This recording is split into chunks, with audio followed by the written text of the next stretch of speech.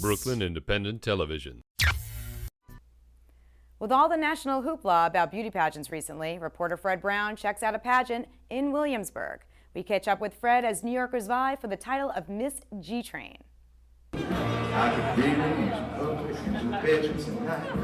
believe it when I saw you on the G-Train. Caught you staring at my reflection in the window pane. Got kind of love never could sustain.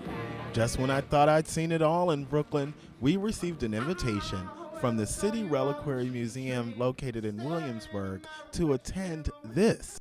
Welcome to the Miss G-Train Pageant 2009! Miss G-Train Pageant? Well, what exactly is that about? We're at the City Reliquary Museum. Tonight's event is the Miss G-Train Pageant.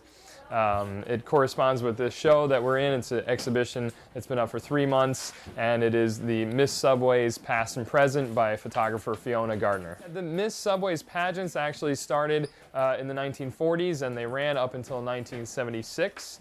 And as you can see, they featured these posters which were actually on the subway cars themselves. Now Fiona has made it her mission to track down these original posters and the women that were featured in them. And some of them she's actually had the opportunity to photograph and create nice new portraits so that we can show them together with the original posters. Well, this is something that hits on a lot of good topics. Not only is it a promotional aspect for the ridership of the train and public transportation, but also for the different, diverse people that are Brooklynites and people from Queens as well who ride the G. That this was open to not only all different races and ages, but also genders. So we did call it Miss G-Train in sort of following in the history of Miss Subways. And so this is a nod to something that is a tradition. But in keeping up with the times, we allowed anybody that wanted to present themselves to hold up to that title to enter and participate on equal grounds for the judges.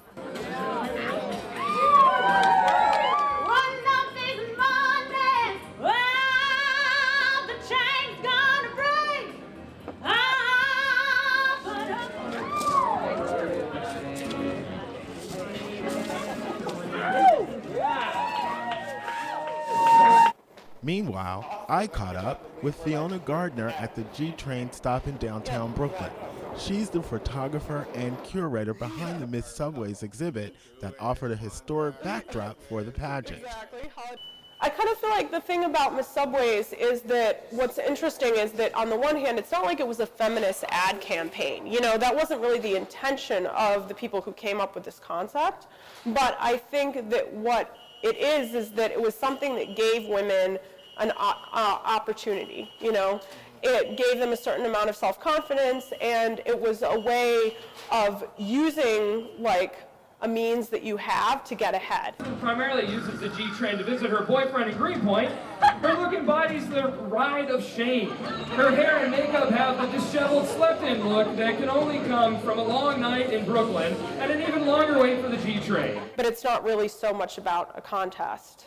Although I would also say that the original contest, when you think about it, is all these headshots. So there never was a stage. It wasn't really a traditional beauty contest in that way. It was it was really just a photograph that you mailed in, and then there was this text that was, accompanying the photograph.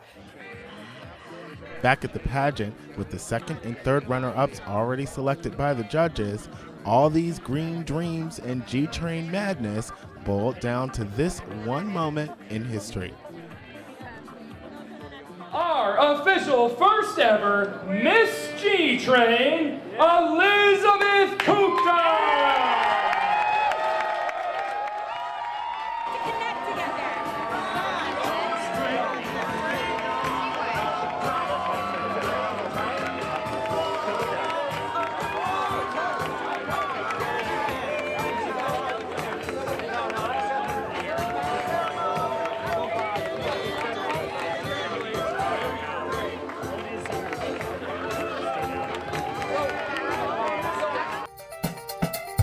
Brooklyn Independent Television on the BCAT TV network.